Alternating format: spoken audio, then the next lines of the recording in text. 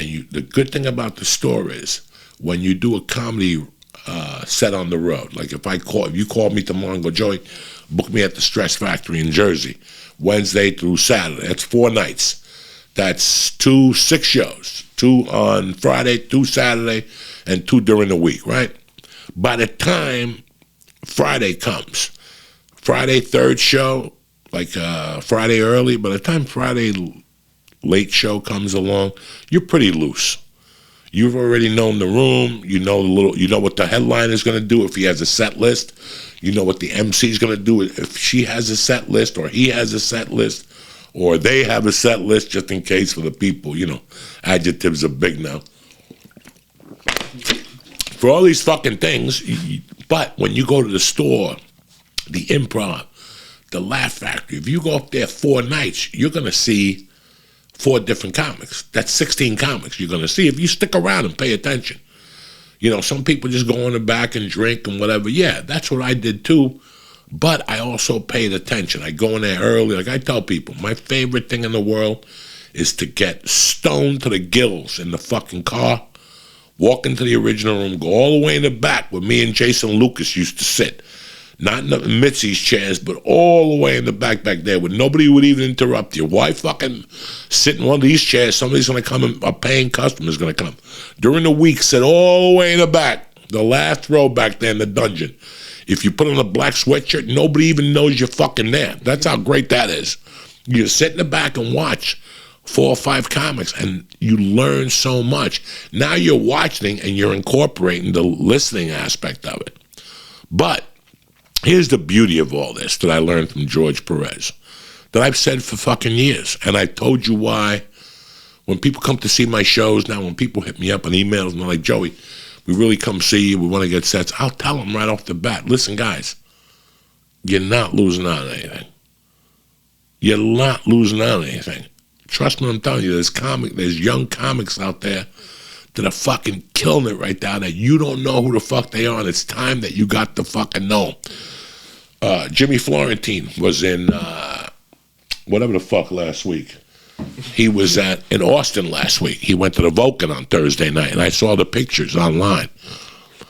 And I saw they had 3 or 2 floors at the Vulcan. I've never been in there, but there were people hanging off the fucking rafters. It was like, holy shit. The next day I called him when he was in Dallas, and he was like, Joey, what I witnessed yesterday was fucking tremendous. He goes, I saw a bunch of young comics that are fucking going for it. Like, they're just fucking going for it. They're saying fucked up jokes. They're talking about weird shit on stage, and they don't give a Frenchman's fuck. And the audiences are eating it up.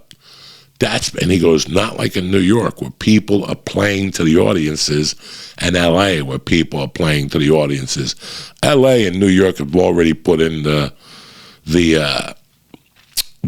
woke implementations. A lot of clubs are booking just woke comics. They're doing shows to make people giggle instead of heavy hitters and people who say weird things. And I'm okay with that, But it was really good for Jimmy to say that. He goes, if I was a young comic right now, I'd come here because there are, 20 million places to do comedy. And you're watching comics, you're living, snorting, chewing, eating, sleeping, shitting comedy. And that's what I'm getting to right now. When I was sitting back there listening to George, and I tried new material this week. It worked. I've been trying to polish it up a little bit. But during the week, guys, listen, like I told George, I go, George, my life has changed a lot. For me to fucking put my sneakers on at night and go do this, it's not working for me. And I talked to a good friend of mine, Rob Schaefer. We went out to lunch last week before he went to Miami. And we were talking about training at night, how for a while there I was doing okay. Now, I wasn't going to jiu-jitsu at night. I was just going to the gym at night. One night a week, I said, I'm going to go to the gym and do a pretty fucking decent workout. 45 minutes, ride the bike. And I stuck to it. I stuck to it till I went down to the OB. And then when I came back from the Outer Banks, shit got crazy with girls softball. practice on Tuesdays, game on Wednesdays, so I lost it. And I still go to the gym one night a week, even if it's just to ride the bike. I go to the gym, I do a couple downward dogs, I do shit like that. But I told him, I go, I got to start going to jiu-jitsu. I got to change my life around.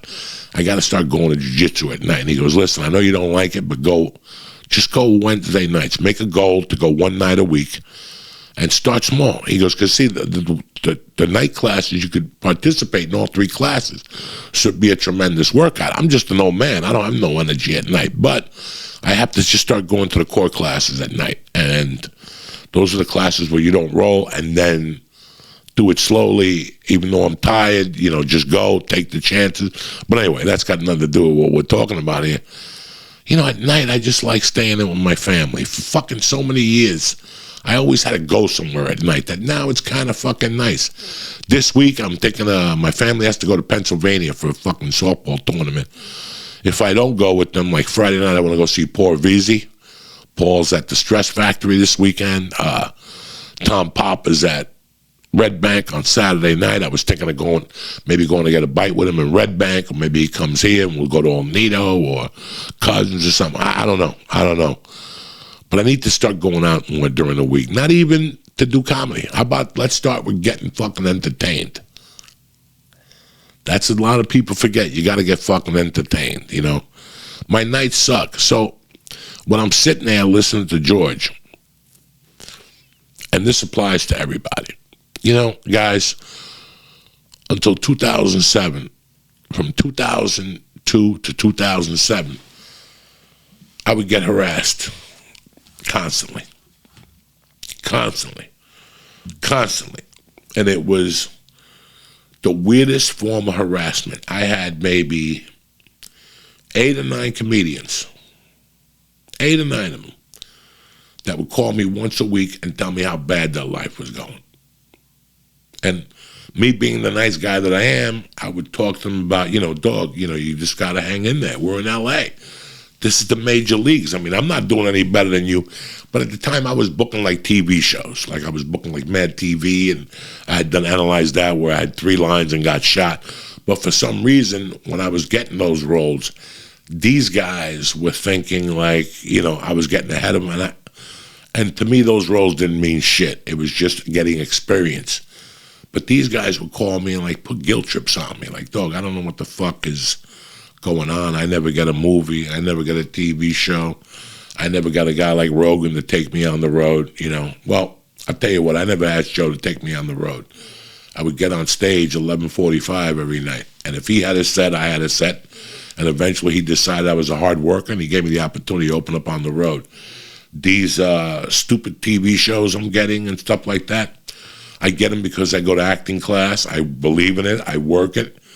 And I get an opportunity, and I learn how to finally be. Bro, you got to remember, from 97 to fucking 2002, I auditioned 3 times a fucking week and didn't get shit. I felt like fucking taking a swan dive many a night.